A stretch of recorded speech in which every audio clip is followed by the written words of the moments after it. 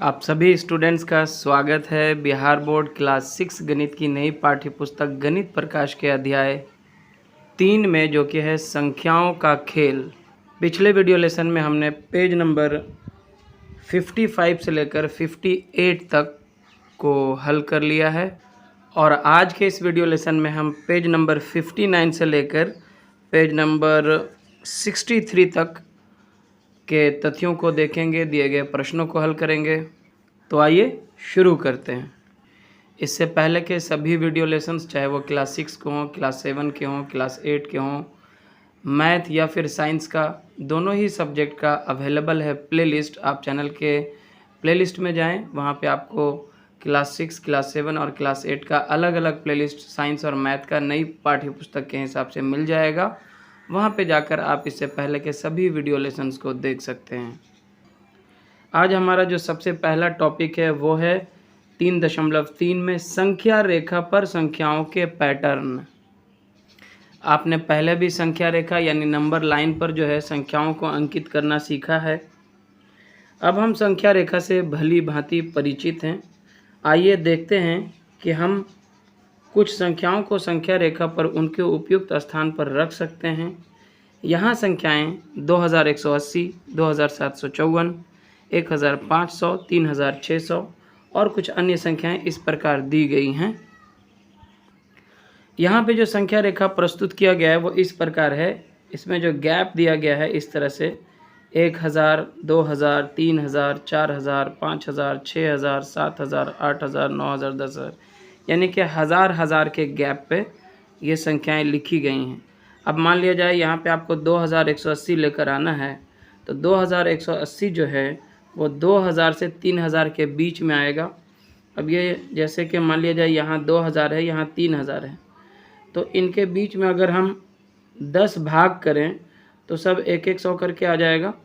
पहला भाग जो होगा 2100 होगा, दूसरा भाग 2200 होगा। इसी तरह से ये पाँचवा भाग जो है यहाँ पे जो आएगा 2500 का होगा। इसी तरह से नौवां भाग जो है 2900 का होगा और 10वां भाग खुद ही ये 3000 होगा। अब यहाँ पे 2180 को मान लिया जाए कि ये लगभग में यहाँ पे आएगा। इसी तरह से 2754 जो है वो 3000 से पहले यहाँ पे लमसम आएगा।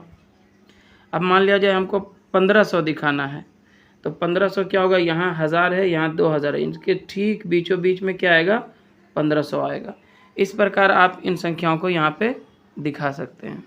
इसी आधार पर यहाँ पे कुछ प्रश्नों के उत्तर देने हैं। आइए पता लगाएं।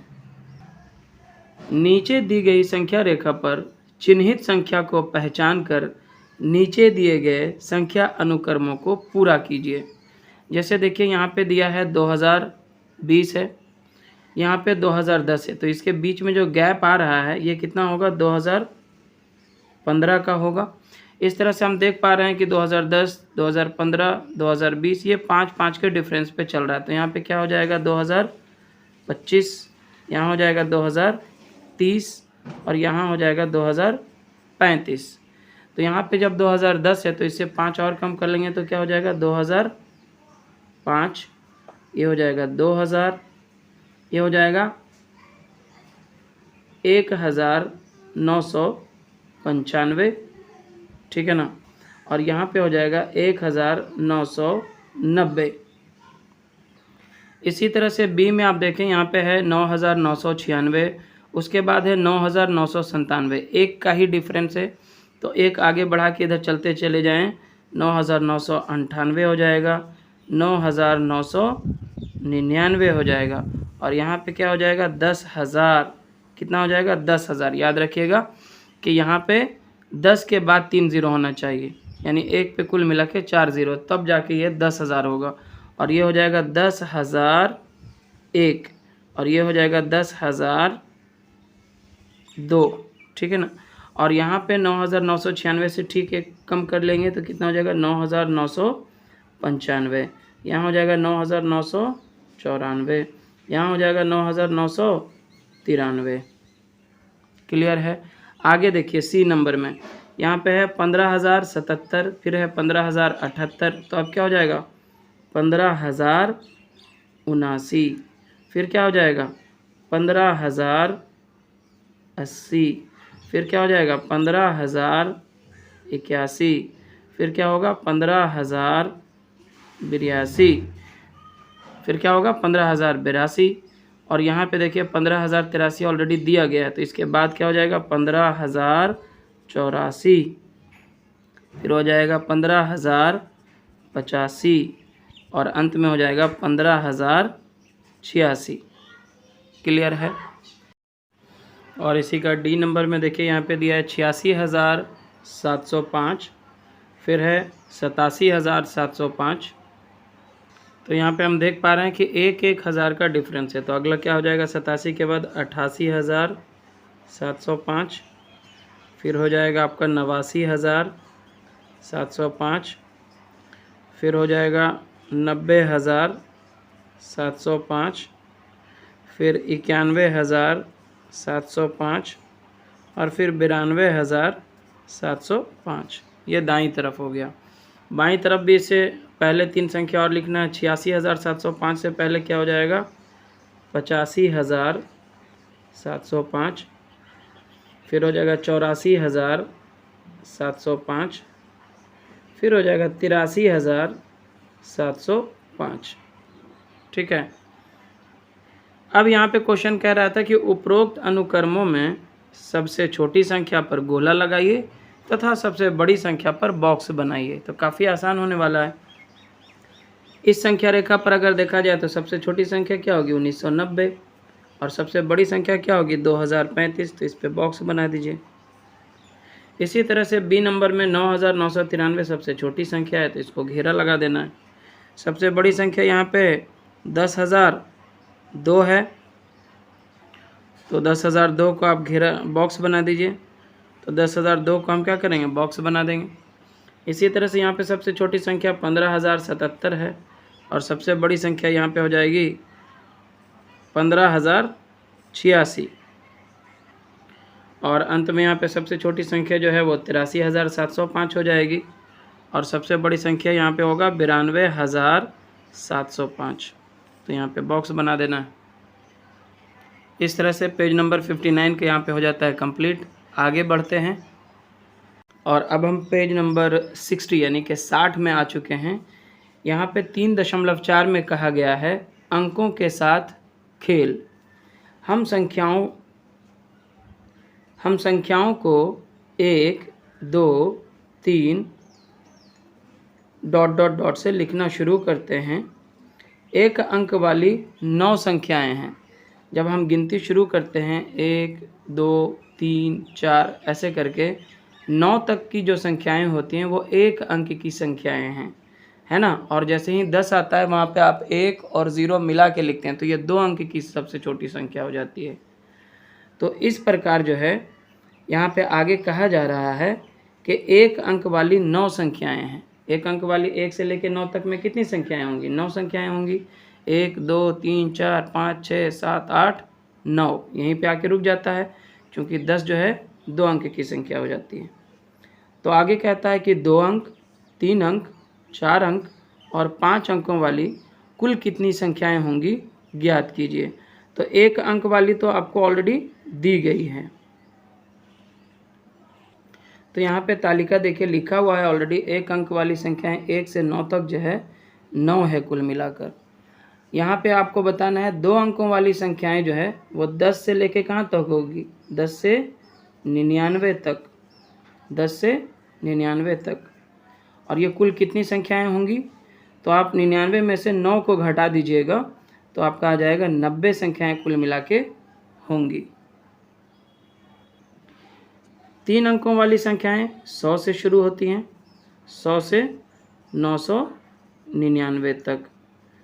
इसकी कुल कितनी संख्या हो जाएगी 999 में से जब हम 99 को घटा देंगे तो आएगा 900 संख्याएं कुल मिलाकर होंगी 3 अंकों की। इसी प्रकार 4 अंकों वाली जो संख्याएं हैं वो 1000 से शुरू होंगी क्योंकि सबसे छोटी संख्या 4 अंकों की 1000 है और ये चलेगी कहाँ तक 9,999 तक। और इसमें जो 4 अंकों की कुल संख्याएं होंगी आप 9,999 में से 999 को घटा दीजिएगा तो ये 9,000 आ जाएगा। कितना आ जाएगा 9,000। 4 अंक की सबसे बड़ी संख्या से 3 अंकों की सबसे बड़ी संख्या को आप घटा देंगे तो 4 अंकों की कुल संख्याएं निकल आएंगी। इसी तरह से 5 अंकों वाली संख्याएं जो है वो कहाँ से शुरू होंगी? 10,000 से। कितना से? 10,000 से 99,999 तक, 99,999 तक। यहाँ पे 5 बार आपको 9 लिखना पड़ेगा, इतना तक। और 5 अंकों की कुल संख्याएं कितनी होंगी? इसके लिए आपको 99,999 में से 9,999 को घटा देना पड़ेगा, तो आपकी कुल संख्या आ जाएंगी 90,000। कितना? 90,000। और आगे है संख्याओं के अंकों का योग। यहाँ पे कुछ संख्याएं लिखी गई हैं और उसके अंकों को जोड़ा गया है। जैसे मान लिया जाए यहाँ पे लिखा गया है 68। 68 के अंक कौन कौन से हैं? 6 और 8 से मिलकर बनती है। 6 और 8 को जोड़ने पर कितना आता है? 6 8 14 आता है। इसी प्रकार एक संख्या ली गई है 176। इसके अंकों को अगर जोड़ें 1 + 7 + 6 तो एक साथ हो जाएगा 8 और 8 6 14। इसके अंकों का योग भी आता है 14। इसी प्रकार एक संख्या ली गई है 545। इसके अंकों को जोड़ने पर 5 + 4 + 5 अगर किया जाए तो 5 4 9 और 9 5 14 आता है।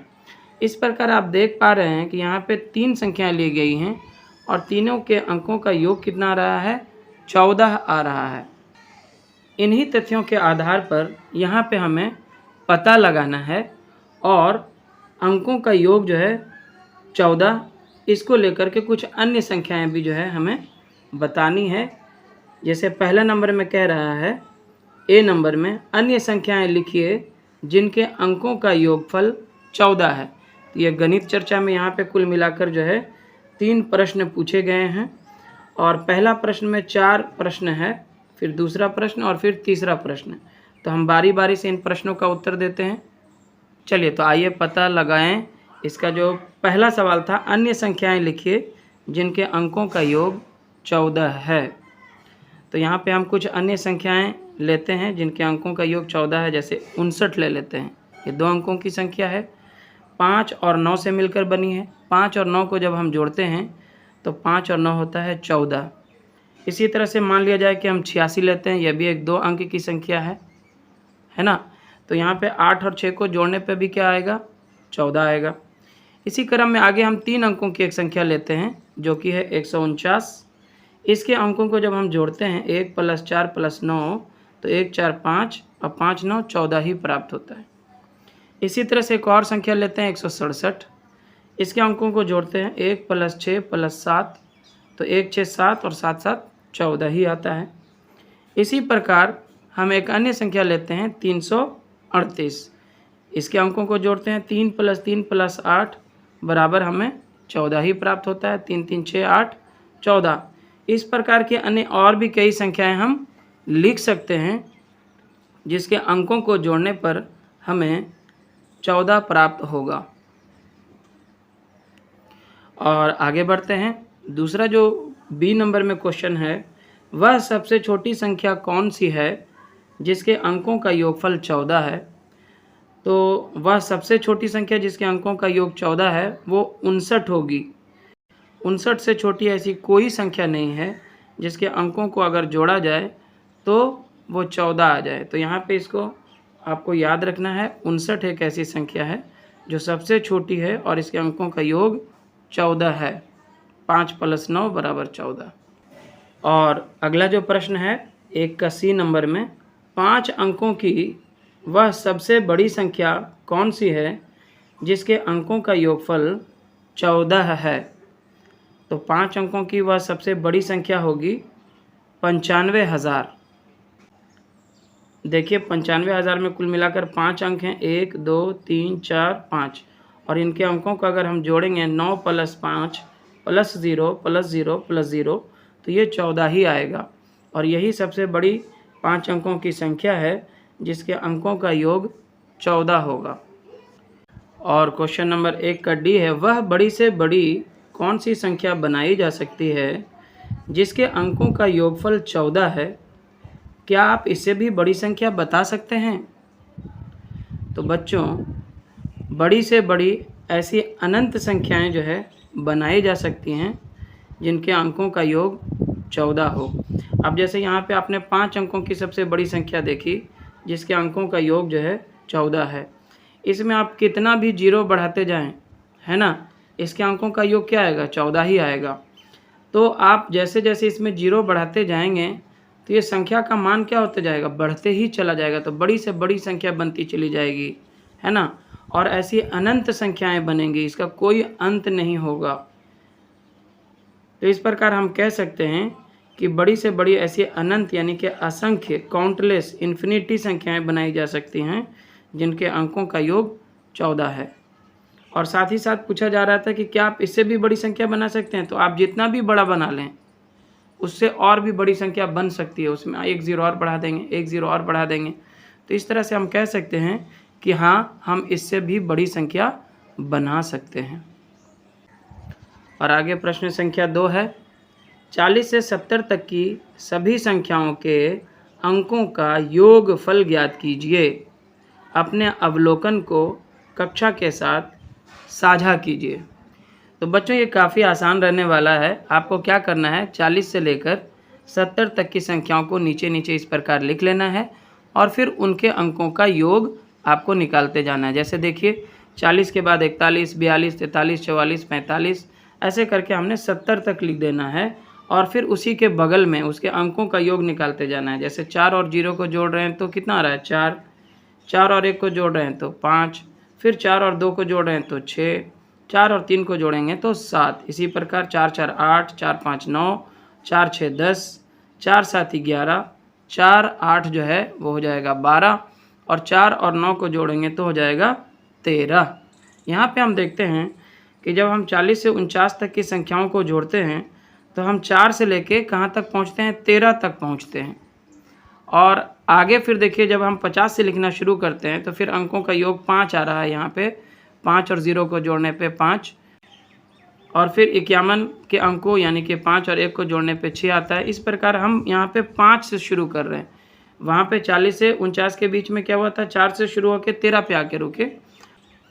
यहाँ पे आप देख सकते हैं कि जब हम 59 को जोड़ते हैं तो 5 और 9 14 तक पहुँचते हैं। अब यहाँ पे फिर 60 आ गया तो 60 में फिर अंकों का योग जो है 6 आ रहा है।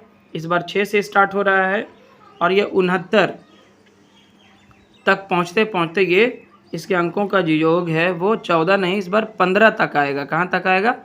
15 तक आएगा। और हमें करना था सिर्फ 70 तक ही। तो 70 में देखिए एक बार फिर से यहाँ पे 7 से शुरू हो रहा। पहले में हुआ 4 से, 40 से 49 में 4 से गए हम लोग 13 तक। और जब हमने 50 से 59 तक किए तो 5 से शुरू होकर के 14 तक गया। और फिर जब हम 60 से लेके 69 तक करते हैं तो 6 से 15 तक पहुंचते हैं। तो यहाँ पे हमें एक पैटर्न भी प्राप्त हो रहा है। प्रश्न में कहा गया था कि आप अपने अवलोकन को जो है कक्षा के साथ अपने दूसरे सहपाठियों के साथ शेयर कीजिए। तो यहाँ पे हमने लिख दिया है 40 से 49 तक अंकों का योग 4 से बढ़कर 13 हो गया। 50 से 59 तक अंकों का योग 5 से बढ़कर 14 हो गया। 60 से 69 तक अंकों का योग 6 से बढ़कर 15 हो गया। इसी प्रकार 70 से 79 तक अंकों का योग 7 से बढ़कर 16 हो जाएगा। और आगे हम प्रश्न संख्या 3 को हल करेंगे। यहाँ पे देता है 3 अंकों की उन संख्याओं का योगफल ज्ञात कीजिए जिनके अंक क्रमागत जैसे 3 4 5 हों। तो यहाँ पे देखिए 3 4 5 में जो अंक हैं 3, उसके बाद 4, उसके बाद 5। तो आपको 3 अंकों की ऐसी सारी संख्याएं लिखनी हैं जो क्रमागत हों। क्या आप उनमें एक पैटर्न देखते हैं? क्या यह पैटर्न जारी रहेगा? तो आइए इसे देखते हैं। तो सबसे पहले जो है हम 3 अंकों की उन संख्याओं को लिखेंगे जिनके अंक जो है क्रमागत होंगे। तो यहाँ पे आप देख सकते हैं 123 हमने लिखा है, इसमें 1 2 3 ये क्रमागत है। इसके अंकों को जब आप जोड़ते हैं 1 + 2 + 3 तो ये 6 आता है। इसी प्रकार अगली जो क्रमागत संख्या होगी जो 3 अंकों की होगी वो होगा 234, 2 3 4। जब आप इसको जोड़िएगा तो 2 3 5 5 4 9 आएगा। इसी प्रकार अगली जो क्रमागत संख्या होगी वो हो जाएगी 3 4 5 जो कि यहाँ पे दिया भी गया था। इनको जोड़ते हैं तो 3 4 7 5 12 आ जाता है। अगली जो क्रमागत संख्या होगी वो 4 5 6 हो जाएगी, 456। इसको जब आप इसके अंकों को जोड़ेंगे तो 4 5 9 6 15 प्राप्त होगा। इसी प्रकार अगली जो 3 अंकों की क्रमागत संख्या होगी वो होगी 567, और इसके अंकों को जोड़ेंगे तो 5 6 11 7 18 आ जाएगा।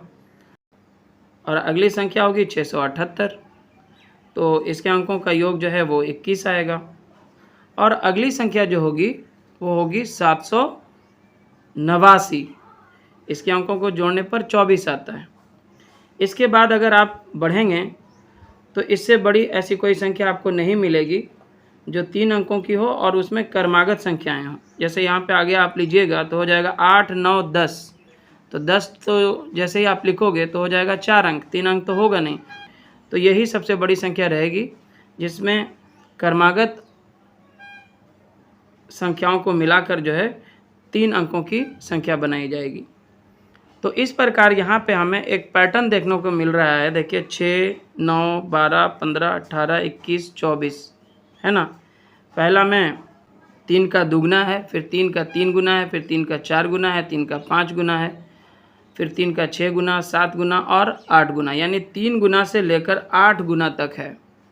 प्रश्न में हमसे कहा गया था कि क्या आप उनमें एक पैटर्न देखते हैं, क्या यह पैटर्न जारी रहेगा।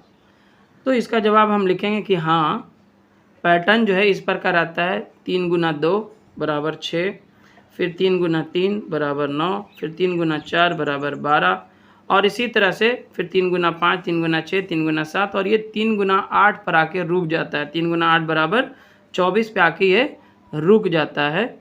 तो हम कह सकते हैं कि ये 3 गुना 2 से लेके 3 गुना 8 तक की 3 की एक तालिका है। हम 789 के बाद इस पैटर्न को जारी नहीं रख सकते हैं, है ना। तो यह पैटर्न आगे जारी नहीं रहेगा। और आगे बढ़ते हुए हम आ चुके हैं पेज नंबर 61 में। यहाँ पे है सबसे पहले अंक जासूस, ठीक है, जो जासूसी करता है।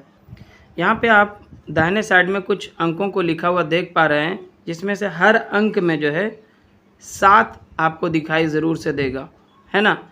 यह हाईलाइटेड किया हुआ है 7, और यह हर अंक में 7 जो अंक है उसका उपयोग किया गया है। 1 से 100 तक संख्याएं लिखने के पश्चात दिनेश को आश्चर्य होता है कि उसने कितनी बार अंक 7 लिखा। तो बच्चों, जब आप गिनती लिखेंगे 1 से लेकर 100 तक, तो आपको बताना है कि 1 से 100 तक की संख्याओं में अंक 7 कितनी बार आएगा, और साथ ही साथ आपको बताना है कि 1 से लेके 1000 तक की संख्याओं में 7 कितनी बार आएगा। चलिए, तो इसका उत्तर जानने का प्रयास करते हैं। जब आप गिनती लिखेंगे 1 से लेके 100 तक, तो आप देखेंगे कि 1 से 100 तक की संख्याओं में 7 जो है इस प्रकार आएगा। आप जब लिखेंगे 7 तो 7 आएगा, फिर 17 लिखेंगे तो इसमें 7 आएगा, 27 इसमें 7 आएगा, 37 इसमें 7 आएगा, 47 जब आप लिखेंगे तो इसमें भी एक बार 7 आएगा, 57 में एक बार 7 आएगा, 67 में एक बार 7 आएगा, 70 में भी 7 आएगा। उसके बाद 71, 72, 73, 74, 75, 76, इन सब में जो है 7 एक एक बार आ रहा है। लेकिन जब आप 77 लिखोगे तो इसमें 7 जो है 2 बार आएगा, तो ये 2 बार काउंट आपको लेना है। उसके बाद 78, 79 और फिर 87 और अंत में 97 में आप 7 लिखेंगे। अतः यहाँ पर जो 7 है वो 20 बार आता है। अतः यहाँ पे 1 से लेकर 100 तक में 7 जो है कितनी बार आएगा, 20 बार। देखिए आप इसको गिनेंगे तो 1 2 3 4 5 6 7 8 9 10 11 12 13 14 संख्याएं हैं जिसमें एक एक बार है। यहाँ पे ये देखिए 77 में 2 बार है, तो 14 के बाद ये 15 और 16 काउंट होगा, फिर ये 17 18 19 20, कुल मिलाकर ऐसी 19 संख्याएं हैं। लेकिन 77 में चूँकि 2 बार 7 यूज़ हुआ है तो हम 7 जो है इसमें 2 बार काउंट करेंगे। इस प्रकार ये जो है 1 से 100 तक की गिनती में 7 जो है 20 बार लिखा जाता है। प्रश्न में हमसे ये भी पूछा गया कि 1 से लेकर 1000 तक में जो है 7 कितनी बार आएगा। तो बच्चों अभी अभी आपने देखा कि 1 से 100 तक में जो है 20 बार आता है। इसी तरह से 101 से 200 तक जब आप गिनती लिखेंगे तो उसमें भी ये 20 बार ही आएगा। 207, 217 ऐसे करके, है ना। जिस क्रम में अभी आपको मैंने दिखाया था उसी क्रम में आप लिखेंगे तो ये 20 बार ही आएगा। इसी तरह से 201 से 300 तक में भी ये 20 बार ही आएगा। 207, 217, 227, 237 ऐसे करके। फिर 301 से 400 तक भी जब आप लिखेंगे तो 20 बार ही आएगा। 401 से 500 तक में भी 20 बार आएगा और 501 से 600 तक में ये 20 बार ही आएगा।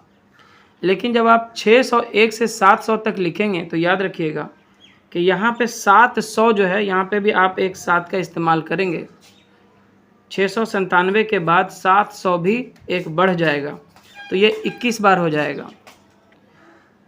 और जब आप 701 से 800 तक में लिखेंगे तो ये जो है कुल मिलाकर 119 बार आएगा। इतना ज़्यादा कैसे बढ़ गया? क्योंकि यहाँ पे सारी संख्या जो है देखिए 701, 702, 703, 799 तक में 99 बार हो जाएगा। और हर चीज़, और बाकी जो है 707 में देखिए 2 बार आ रहा है, 707। जैसे हर बार जो 20-20 आता था वो तो आएगा ही आएगा। और ये 99 बार जो है 701 से 799 तक में भी आएगा, है ना। तो कुल मिला के इसमें 119 बार हो जाएगा। फिर 801 से 900 तक में 20 बार और 901 से 1000 तक में 20 बार। अगर सबको आप मिला देंगे तो कुल मिलाकर ये आएगा 1 से लेके 1000 तक में 7 जो अंक है वो 300 बार आएगा। कितनी बार आएगा? 300 बार। तो स्टूडेंट्स पेज नंबर 61 में आगे है 3.5 में आकर्षक विलोमाक्षर पैटर्न, जिसे हम पैलिंड्रोमिक पैटर्न्स कहेंगे। यहाँ पे बच्चों आपको कुछ संख्याएं दी गई हैं, जैसे 66, 848, 575, 797, 1111। और पूछा जाता है कि आप दी गई संख्याओं में क्या पैटर्न देखते हैं। जब आप इसे ध्यान से देखें तो इन संख्याओं को बाएं से दाएं तथा दाएं से बाएं एक जैसा पढ़ा जाता है। देखिए एवं प्रयास कीजिए। जैसे देखिए, इसको अगर आप उल्टा भी लिखोगे, इस 6 को पहले और इस 6 को बाद में, तो भी 66 ही होगा। इसको अगर आप उल्टा पढ़ लो, 8, 4, 8 तो 848 ही होता है। इसको भी उल्टा पढ़ लो, 5, 7, 5 तो 575 ही होता है। यहाँ पे भी 7, 9, 7 तो 797 ही होता है। यहाँ पे भी 1111 ही होगा। चाहे आप बाएं से दाएं पढ़ो या दाएं से बाएं पढ़ो, हमें एक ही संख्या प्राप्त होती है। ऐसी संख्याओं को पैलिंड्रोम या पैलिंड्रोमिक संख्याएं कहते हैं। और आगे यहाँ पे 3 अंक लिए गए हैं, 1, 2, 3 अंकों का प्रयोग करते हुए सभी पैलिंड्रोमिक संख्याएं 1, 2, 3 अंकों का प्रयोग करके बनी कुछ पैलिंड्रोमिक संख्याएं इस प्रकार हैं। आपको इन्हीं 3 अंकों का यूज़ करना है, 1, 2, 1। जैसे 121 है, इसको उल्टा भी पढ़ेंगे तो 121 ही आएगा। 313 है और 222 हैं। इन अंकों की सहायता से बनने वाली सभी 3 अंकों की पैलिंड्रोमिक संख्याएं लिखिए। तो बच्चों इस प्रकार से हम जो है कुल मिलाकर 9 संख्याएं बना सकते हैं, जिनमें से 3 ऑलरेडी यहाँ पे लिखा हुआ है। तो बाकी की जो 6 संख्याएं हैं बच्चों वो इस प्रकार हैं। जैसे 111 पहले होगा, 1 को 3 बार आप लिख लीजिएगा तो 111 आ जाएगा। और आगे आप इससे बना सकते थे 121, जो कि ऑलरेडी यहाँ पे मेंशन है। उसके बाद हम लोग बना सकते हैं 131, इसको भी उल्टा पढ़ेंगे तो 131 ही आएगा। उसके बाद हम बना सकते हैं 212, ठीक है। 222 भी बना सकते हैं, लेकिन 222 यहाँ पे ऑलरेडी मेंशन है। उसके बाद हम बना सकते हैं 232, तो वो यहाँ पे हमने लिखा है। आगे हम बना सकते हैं 313 उल्टा पढ़ने से 313 ही आएगा, ये ऑलरेडी यहाँ मेंशन है। 323 भी आप बना सकते हैं। उल्टा पढ़ेंगे तो 323 ही होगा। और अंत में हम 333 बनाएंगे, उल्टा पढ़ेंगे तो भी 333 ही आएगा। है ना इंटरेस्टिंग। और पाठ्य पुस्तक में आगे है पैलिंड्रोम संख्याओं को पलटें व जोड़ें। यहाँ पे जैसे आप देखिए, आपने एक संख्या लिया 34, ये 2 अंक की संख्या है। इसको पलट दीजिए, मतलब 4 को पहले और 3 को बाद में लिखिए तो 43 हो गया। इसको जोड़िए आप, 77 आया। 77 क्या है? एक पैलिंड्रोम संख्या है, यानी इसको उल्टा भी पढ़ेंगे, दाएं साइड से भी पढ़ेंगे तो भी 77 ही होगा। इसी तरह से एक 2 अंक की अन्य संख्या है यहाँ पे 29। इसके अंकों के क्रम को जब आप पलट देते हैं तो हो जाता है 92, और इन दोनों को आप जोड़िए तो आएगा 121। तो 121 भी एक क्या है? पैलिंड्रोम संख्या ही है। इसी प्रकार यहाँ पे 48, इसके अंकों को बदलने पर जो इसका प्रतिलोम होगा वो होगा 84। अब देखिए, इन दोनों को जब जोड़ते हैं तो 132 आता है, और 132 एक पैलिंड्रोम संख्या नहीं है। तो अब आपको क्या करना है, अगर पहली प्रयास में नहीं आए तो अब आपको जो रिज़ल्ट आएगा, जो सम आएगा आपके पास, जो योग आएगा, उसका आपको क्या करना है? क्रम को बदल देना है। जैसे 132 में 1 3 2 है तो आपको क्या करना है? 2 3 1 लिख लेना है, और अब इन दोनों को जोड़ के देखना है। तो यहाँ पे देखिए 2 1 3 3 3 6 2 1 3 363 आया। अब 363 क्या है? एक पैलिंड्रोम संख्या, क्योंकि इसको उल्टा भी पढ़िएगा आप तो 363 ही होगा। इसी प्रकार 76 और इसका जो क्रम को बदलकर संख्या बनाया गया वो 67 होगा। इन दोनों को जोड़ने पे आता है 143, जो कि एक पैलिंड्रोम संख्या नहीं है, क्योंकि इसको उल्टा पढ़िएगा तो ये 341 हो जाएगा, और यहाँ पे 143 है तो एक तो हुआ नहीं। अब क्या करना है आपको? इसका उल्टा कर देना है 143 का, तो 341 आ गया। 3 को पहले लिखेंगे, 4 बीच में ही है, 1 को लास्ट में लिखना पड़ेगा। अब जो योग प्राप्त हुआ वो आ गया 484, और 484 क्या है? एक पैलिंड्रोम संख्या है। इसी प्रक्रिया को कुछ अन्य संख्याओं के साथ भी कीजिए तथा इन्हीं चरणों को दोहराइए। यदि प्राप्त संख्या पैलिंड्रोम है तो रुक जाइए। ऐसी कुछ संख्याएं होंगी जिनमें पैलिंड्रोम संख्या प्राप्त करने के लिए इस प्रक्रिया को कई बार दोहराना पड़ेगा। जैसे यहाँ पे एक बार में ही हो गया, इन दोनों में 2-2 बार हुआ, किसी में 3 बार, किसी में 4 बार भी करना पड़ सकता है। तो आगे कहता है कि आपको ऐसी संख्याएं भी प्राप्त हुई जहां आप पैलिंड्रोम तक नहीं पहुंच पाए। तो बच्चों, मैक्सिमम जो संख्याएं आप लेंगे वो पैलिंड्रोम संख्या तक पहुंच जाएगी। कुछ एक को छोड़कर इसमें 1-2 अपवाद हैं जो आगे हम लोग जानेंगे। यहाँ पे दिया है, खोजिए 2 अंकों की संख्या से शुरू करके क्या संख्या और उसके अंकों को पलटने से प्राप्त संख्या, यानी कि जो उसका प्रतिलोम होगा, का पुनः योग करके हमेशा पैलिंड्रोम ही प्राप्त होता है। खोजिए और ज्ञात कीजिए। यहाँ पे एक स्टार मार्क किया गया है, और पेज के अंत में जो है इस स्टार का मतलब बताया गया है। उत्तर हाँ है। 3 अंकों की संख्या के लिए उत्तर अज्ञात है। ऐसा ज्ञात हुआ है कि 196 से शुरू करने पर हमें कभी भी पैलिंड्रोम प्राप्त नहीं होगा। तो आइए इसे और अच्छे से समझते हैं। तो बच्चों, प्रश्न को फिर से दोहरा लेते हैं। 2 अंकों की संख्या से शुरू करके क्या संख्या और उसके अंकों को पलटने से प्राप्त संख्या, यानी कि उसका प्रतिलोम, का पुनः योग करके हमेशा पैलिंड्रोम ही प्राप्त होता है। खोजिए और ज्ञात कीजिए। तो इसका उत्तर होगा हाँ। 2 अंकों वाली संख्या से शुरू करके संख्याओं को प्रतिलोम से जोड़ने पर अंततः पैलिंड्रोम संख्या प्राप्त होता है। इसके चरण क्या क्या होंगे? सबसे पहले आपको क्या करना है? 2 अंकों की संख्या लेनी है, फिर उस संख्या के अंकों को उलट देना है, और मूल संख्या और उल्टी संख्या को जोड़ना है। अगर परिणाम जो है पैलिंड्रोम है तो रुक जाना है। पैलिंड्रोम यानी कि ऐसी संख्या आ जाए जिसको उल्टा भी पढ़ने से उसका मान उतना ही आए, नहीं तो इसके परिणाम के साथ प्रक्रिया को दोहराएं, यानी कि फिर जो परिणाम आता है उसका उल्टा संख्या बनाएं और फिर उन दोनों को जोड़ें। इस तरह से तब तक करें जब तक कि आपको एक पैलिंड्रोम संख्या प्राप्त ना हो जाए। तो आइए बच्चों, यहाँ पे उदाहरण के तौर पर हम 2 अंकों की एक संख्या 56 लेते हैं, और इसके क्रम को उलटने पर जो है हमें 65 प्राप्त होता है। इन दोनों को जब हम जोड़ते हैं तो 6 5 11 के एक बाकी है, 6 5 11 एक 12, 121 प्राप्त होता है। और 121 जो है एक पैलिंड्रोम संख्या है, क्योंकि इसको उल्टा भी आप पढ़िएगा तो 121 से होगा। एक दूसरा उदाहरण में हमने 85 लिया, यह भी 2 अंकों की एक संख्या है। 85 का जो उल्टा क्रम होगा तो वो हो जाएगा 58।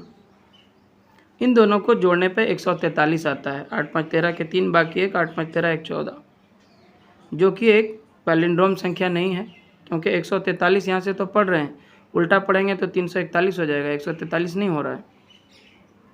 तो इस क्रम में आपको क्या बताया गया है कि आप जो परिणाम है उसके अंकों को पलट दीजिए। जैसे 143 को उल्टा कर देंगे तो 3 को पहले, 4 को बीच में और फिर 1 को लास्ट में लिखना पड़ेगा, तो 341 हो जाएगा।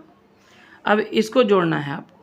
जब इसको आप जोड़ते हैं तो 484 आ गया, और 484 एक पैलिंड्रोम संख्या है, क्योंकि उल्टा भी पढ़ेंगे तो 484 ही आएगा। क्वेश्चन में हमसे कहा गया था कि 2 अंकों की संख्या से शुरू करके आप 3 अंक, 4 अंक, 5 अंक, हर तरह की संख्याओं को लिखिए और उसके फिर अनुक्रम को बदल करके उन दोनों का योग निकालिए और देखिए कि पैलिंड्रोम संख्या है कि नहीं है। तो ऐसा करने पर पाया गया कि 3 अंक की एक संख्या है 196, जिसको कई प्रयासों के बावजूद भी जो है पैलिंड्रोम संख्या के रूप में प्राप्त नहीं किया जा सका। तो ये एक एक्सेप्शन है, अपवाद है। इसको आप लिख सकते हैं कि कुछ संख्याएं ऐसी हैं जिनके लिए यह प्रक्रिया पैलिंड्रोम की ओर नहीं ले जाती है, या यह निर्धारण करने के लिए बहुत बार प्रयास करने पड़ते हैं कि पैलिंड्रोम होगा या नहीं। एक प्रसिद्ध उदाहरण जो है वो 196 है, जो कई प्रयासों के बावजूद इस प्रक्रिया के माध्यम से पैलिंड्रोम के परिणाम स्वरूप साबित नहीं हुआ है। हालांकि अधिकांश 2 अंकीय संख्याओं के लिए यह विधि अंततः पैलिंड्रोम का उत्पादन करेगी। कहने का तात्पर्य यह है कि आप 196 लिखिए, फिर इसका उल्टा कीजिएगा तो 691 हो जाएगा, जोड़िएगा, जो संख्या आएगी वो पैलिंड्रोम नहीं होगा। फिर जो सम है उसके अंकों को पलट के फिर से जोड़िएगा तो भी पैलिंड्रोम नहीं आएगा। ये कई बार करने के बावजूद भी आपको पैलिंड्रोम संख्या प्राप्त नहीं होगी। और आगे एक पहेली दिया गया है जो कि इस प्रकार है कि मैं 5 अंकों का एक पैलिंड्रोम हूँ।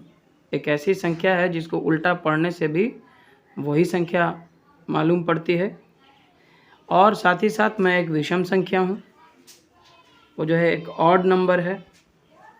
मेरा दहाई का अंक इकाई के अंक से 2 गुना है। मेरे सैकड़े का अंक दहाई के अंक से 2 गुना है।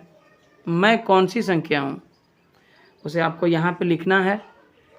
अब चूँकि दी गई संख्या जो है वह एक विषम संख्या होने वाली है, तो इसके इकाई के स्थान पे या तो 1 होगा या 3 होगा, 5 होगा, 7 होगा या 9 होगा।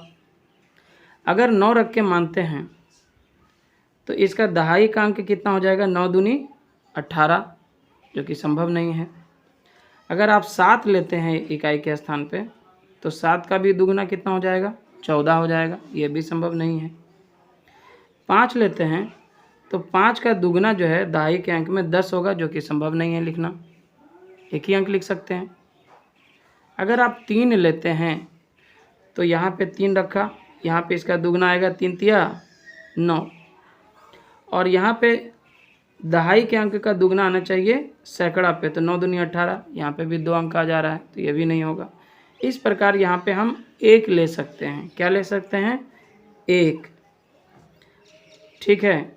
अब मेरा दहाई का अंक जो है इकाई के अंक का दुगना है, तो इकाई का दुगना क्या हो जाएगा, 1 दूना 2, तो दहाई पे 2 लिख सकते हैं। और मेरे सैकड़े का अंक दहाई के अंक का दुगना है, तो सैकड़े का अंक दहाई का दुगना, 2 दूना कितना हो गया, 4, ये होगा। अब चूंकि यह एक पैलिंड्रोम संख्या है तो यहाँ पे आगे 2 और 1 इस तरह से लिखना पड़ेगा। 12,421 उल्टा भी जब आप इसको लिखोगे तो ये वाला 1 को लिखोगे पहले, फिर ये 2 को लिखोगे, फिर ये 4 को लिखोगे, फिर ये 2 को लिखोगे, फिर ये 1 को लिखोगे तो भी 12,421 ही आएगा। तो इस प्रकार यहाँ पे जो संख्या होनी है वो है 12,421। इसको यहाँ पे शब्द में लिख सकते हैं 12,421। क्लियर है। और आगे है 3.6 में कापरेकर की जादुई संख्या। डी.आर. कापरेकर महाराष्ट्र के देवलाली में एक सरकारी स्कूल में गणित के अध्यापक थे। उन्हें संख्याओं के साथ खेलना बहुत पसंद था। उन्होंने संख्याओं के बहुत से आकर्षक पैटर्न खोजे जो पहले ज्ञात नहीं थे। 1949 में जब वह 4 अंकों की संख्याओं के साथ खेल रहे थे, रिसर्च कर रहे थे, तो खेल खेल में उन्होंने एक जादुई तथ्य खोजा। आप खुद जो है निम्नलिखित चरणों का उपयोग करते हुए स्वयं इस जादू का अनुभव कीजिए।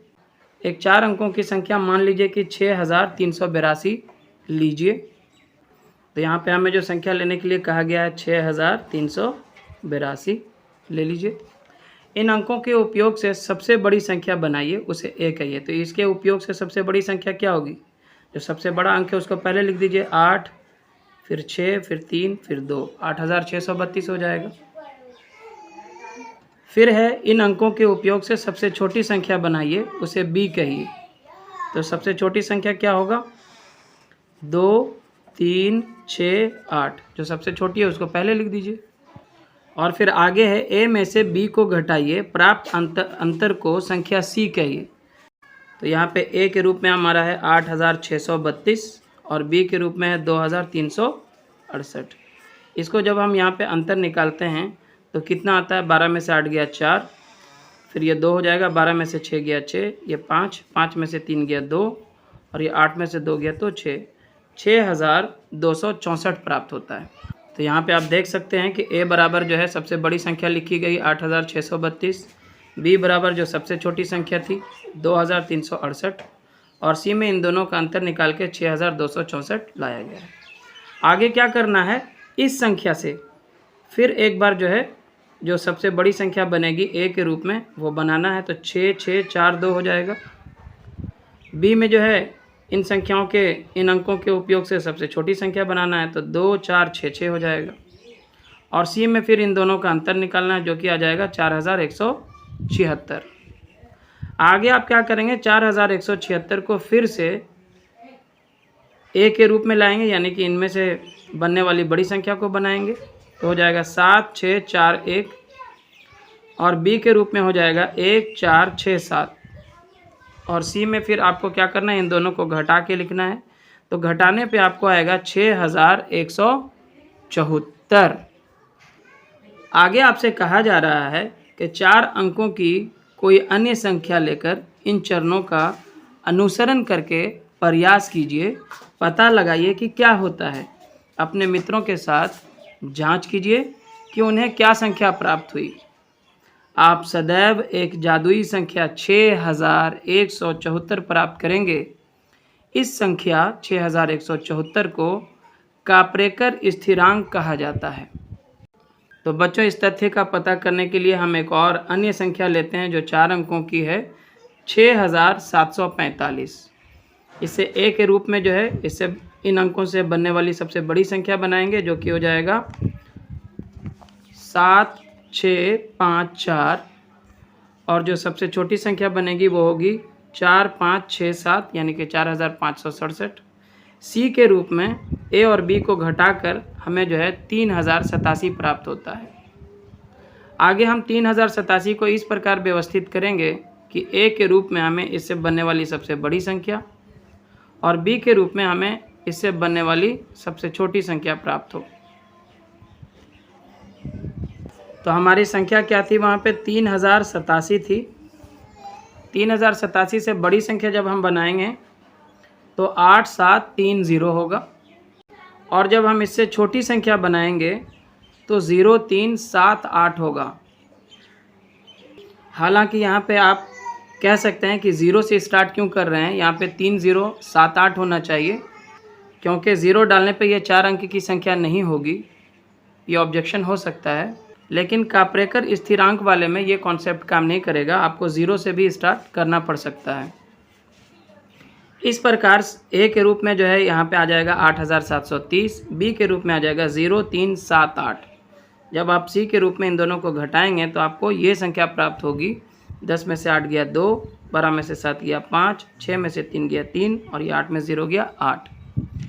अब आगे फिर क्या करेंगे, फिर इस संख्या में से 8352 में से इसके अंकों का उपयोग करके एक बड़ी संख्या बनाएंगे, जो कि इस प्रकार होगा 8532। ये ए के रूप में प्राप्त करेंगे। और बी के रूप में जो छोटी संख्या बनेगी इससे 2358। फिर जब आप इसका अंतर निकालेंगे सी के रूप में तो देखिए 12 में से 8 गया 4, ये 2 हो जाएगा। 12 में से 5 गया 7, ये 4 हो जाएगा। 4 में से 3 गया 1 और ये 8 में से 2 गया 6। आपको वही 6174 जो है संख्या प्राप्त हो गई। तो यहाँ पे कहा भी जा रहा है कि आप सदैव एक जादुई संख्या 6174 प्राप्त करेंगे। इसी संख्या को कापरेकर स्थिरांक कहा जाता है।